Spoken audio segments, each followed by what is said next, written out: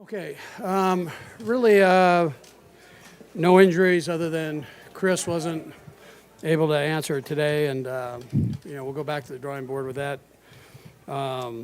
Did try before the game, so and then Mo Claiborne was excused again for personal reasons. So, but everybody else made it through healthy, and I thought as a group, man, played really well. Great mindset game. So the guys had their mind set for a battle, and they put it down. And when you're down 24-0, if you don't have a good locker room, things can go the wrong way for you. And the guys all hung together, and we've talked about the strength of it, and they did a great job, along with our fans. I thought our fans were tremendous. So nobody up there gave up, and they all stayed and cheered us on.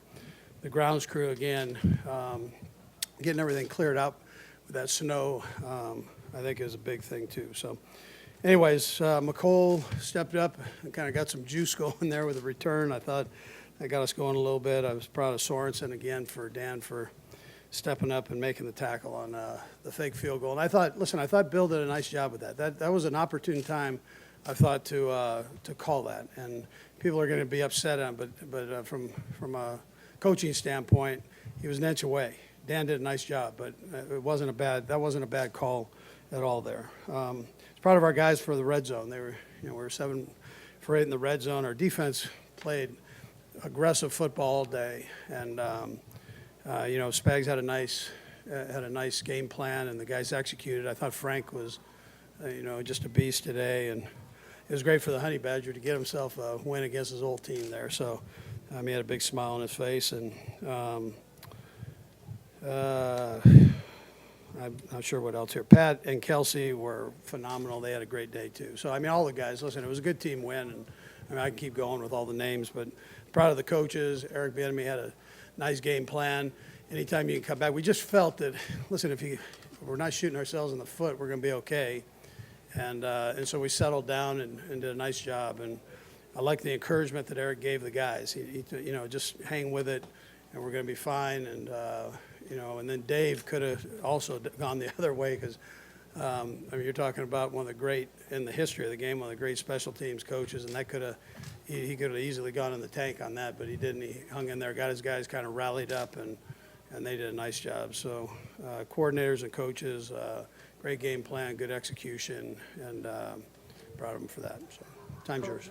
What do you say, obviously, when your team is down 24-0, obviously, with putting Tyreek in to hopefully get some juice, maybe must be the punt, scoring on that play? Yeah, so these are things that we haven't done. That's not us, right? So it was just a matter of settling it down and kind of calming the storm and making sure that our guys, knocked whatever rust or whatever off and calmed down and made plays, So we've been doing that all year, and it was important that we got back to doing that. So we had drop balls and a couple missed tackles and then drop on the punt return. So we had the block, on the kicks on the punt there, so for a score. So, these are things that's not us. And it was just a matter of everybody kind of settling down and, getting it right. So we did that. Was there a moment? I was thinking we need to score some points. Would you attribute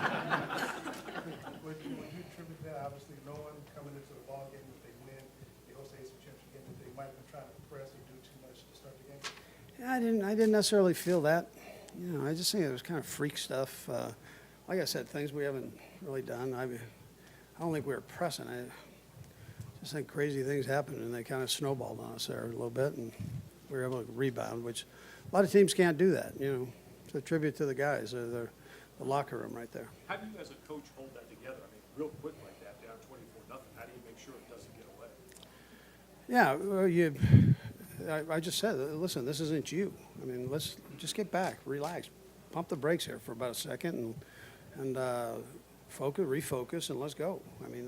It's that simple, really. You're in that situation. You've only got a few quarters to play this game, so you got to get it done, and no need to panic, right? That's not going to help it at all. So you just try to fix the problem, and that's kind of what we did. Was there a moment where you felt like we're going to be okay? during that comeback where you're like, it's okay? No, you guys have been around me long enough. I mean, I think we're always okay. So we just keep firing. We're going to be all right and fix the problems. I mean, that's what we do as coaches or teachers. So we fix the problem, and then let's go. I mean, we had enough time. That was early, so we had enough time. We just needed to get going. We had a lot of good plays, and one thing that I thought was good on Eric's part was we didn't get into a 2-minute mode, hurry up mode. We just kind of stuck with it. And I think the players kind of felt that on the offensive side. Sometimes you can jump in that too early, and then all of a sudden, there's there's a time and a place for it, I guess is what I'm saying. So if I jump into it, don't get mad at me, but there's a time and a place for that. Did you think when it's 4th and inches at your 13 and they're up 21, were you surprised they called the timeout and kicked the field goal there? Would you think that was a big spot in the game? Well, listen, I mean, they felt like they could move the ball too. So, I mean, in their mind, I'm sure Bill was sitting there going, listen, we get this thing going here, and we got to come out with some points. You watched the game yesterday, and heck, that was the #1 team in the NFL on 4th downs. I mean, they're great at that. And sometimes things don't work. So, I mean, I think he was just saying, listen, let's get some points on and go with this thing and go. So, I mean, I get it. I mean, I get how it works. Coach, I know you get a chance, obviously, to take this game in, celebrate it for having the guys you make do it, but looking ahead, the AFC Championship game, second year in a row you're hosting it here. How much, I know winner, how much would it mean to finally get that trophy? Yeah, well, obviously we'd love it. I mean, it has Lamar Hunt's name on it, so I mean, we'd love to have that. But at the same time, we got to go through the process and make sure that we focus and we're playing a good football team, and we got to go back and make sure we have a good, solid game plan and then come out and play well. I mean, that's really what it is. So, and then good things happen. Coach, some game today kind of hobbled in practice earlier this week. Speak to his toughness. Kels? Yeah, so Kels was banged up during the week, and, he fought through it. You saw he didn't come out at halftime. He stayed up and got a little treatment on his leg, and so it's kind of all over the place. Not one exact spot. It's kind of all over the place, and, it tightened up on him. So, I'll tell you, who did a nice job was Blake when he went in. I mean, he had a nice series there. We were able to go right down the field. Kels wasn't there and be productive. But again, it was good to get him back out there. I don't want to shortchange that either. Last two. And you mentioned Eric, and obviously, you guys are focused on the AFC Championship game. But you said he did a good job today. You said he's done a good job for 2 years. Is part of you disappointed that another hiring cycle has come and gone, and he still hasn't gotten an opportunity?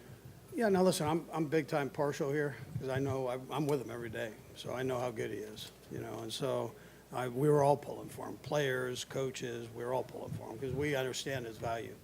I said it before, listen, somebody's lost our gain if he's still here, but I know he'd be a great head coach. I mean, I know that, so. Why was Daniel Swanson the right guy in the right spot for that responsibility on that play, which would have been one of the key plays? Well, listen, when he's not playing in the secondary like he did today, he's one of our best special teams players, if not the best one. So that's how he kind of got into the league and really made his name. So we put him in those kind of situations, and he made a big play. That was big. That was a big one. That was a good call and a big play by Dave, and Dave works on all that stuff. And a nice call by Dave, and then a nice play by Sorensen. So. Last one. Hey, Coach, when you guys were down early, can you speak to Patrick's behavior, just the state of kind of the quarterback position and how? Yeah. Well, you saw him going up and down the bench. I mean, he was talking to everybody. Let's just settle down and go. I mean, as a head coach, you can't, you can't ask more than that. I mean, when it's the leader of your team, and he's just going, hey, listen, we're going to be fine. Just let's go. I mean, let's not wait till the end of the fourth quarter. I mean, let's go. So he did that. All right, thank you.